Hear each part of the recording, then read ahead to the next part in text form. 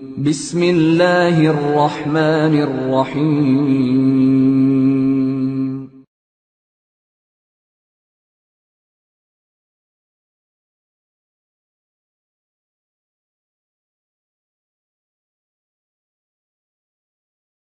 Quranı öpmək olar mı? Musafir üçün. Quran-ı Kərimi öpmək, qardaşlar, şək yoxdur ki, Quran-ı Kərim bizim müqəddəs kitabımızdır. Allah Azze ve Celle nazil etdiyi ən şərəfli kitabdır. Və müsəlmanlar üçün doğru yol göstərən, hidayət yol göstərən bir kitabdır. Və müsəlmanların düsturudur. Amma baxmayaraq, buna şək yoxdur.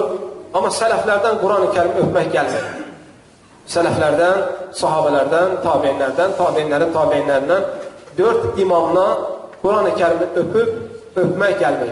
Təbii ki, bunu edənlər, qardaşlar, hörmətə, mərifətə görə, təqdirə görə edirlər. Buna şək yoxdur.